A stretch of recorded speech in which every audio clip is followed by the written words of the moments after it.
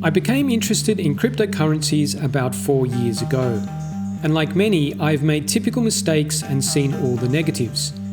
But I've also seen technology, innovation, and the transformation of fintech, and decided that a good way to place bets is by monitoring information in the space. So this video is about sharing some of my research, though it's a little ad hoc. As a humble retail investor myself, this is for the average layperson.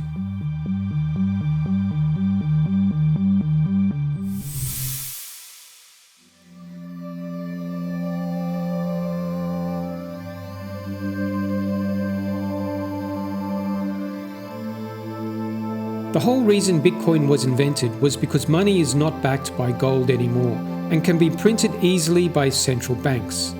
So I like to monitor some statistics. First is interest rates, which in America is set by the Fed fund rate, and that's coming down slowly. Other central banks have also reduced interest rates over the past 12 months, Japan being an exception. From my basic understanding, this means it's cheaper to borrow money and invest.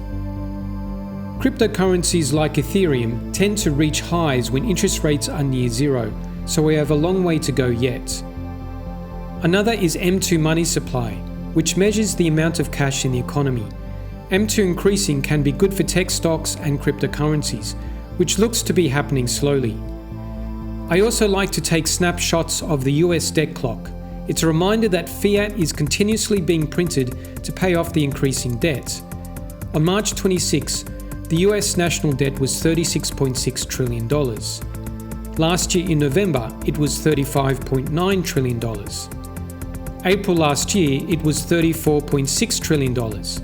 So over $1 trillion has been added in less than a year.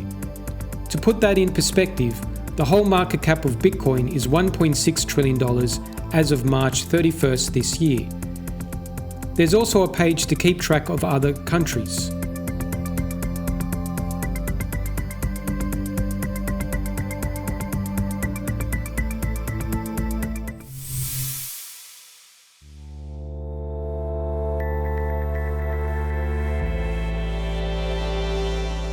But fiat money isn't the only currency that has inflation.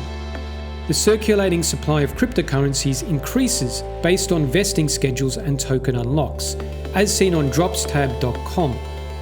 For example, we can see Solana, when making this video, had an unlock in 2 days of 146,000 SOL, or 0.03% of the market cap. You can see that vesting is only 60% the way through.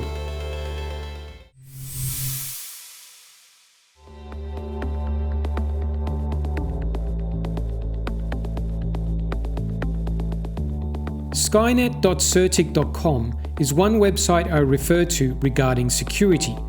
First, it demonstrates how Bitcoin and Ethereum are the most secure chains, giving them the highest scores of 96.87 and 96.23, based on factors such as code security, team transparency, market liquidity, website security, token decentralization, and community.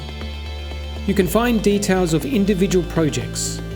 Let's look at Polkadot, which despite being a mature and large project, is ranked at 505, but is still in the top 5%. It seems to be lacking in code security. It has strong coding activity for a mature product, but lacks code audits according to this website. It's also flagged for a major holder ratio.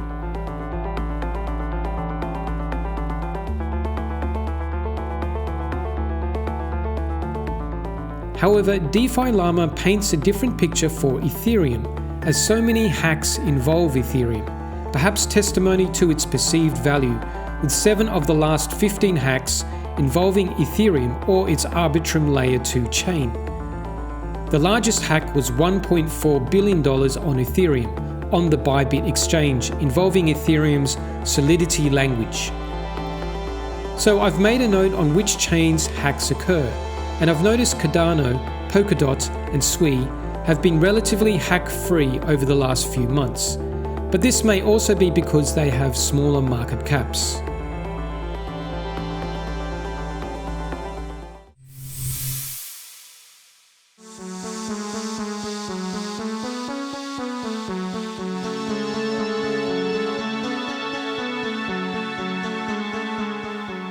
The Nakamoto coefficient is one way to examine a cryptocurrency's decentralization.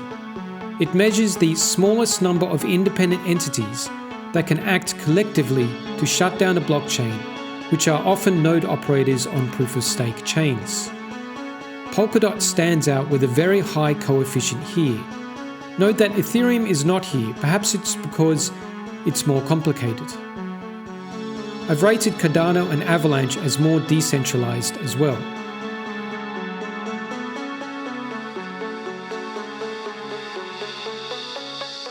There's general discussion about how some blockchains sacrifice decentralization for faster throughput and cheaper fees. This is often considered when comparing Ethereum and Solana. More centralized chains like Solana and Binance have done a lot better than decentralized chains like Ethereum and Polkadot over the last year, although Cardano may be an exception. This may be because a bit of centralized support, like Binance being the leading international exchange, can go a long way to supporting a blockchain. Of course, there are many counter-arguments that say, in the long run, more decentralized chains are more secure and credibly neutral.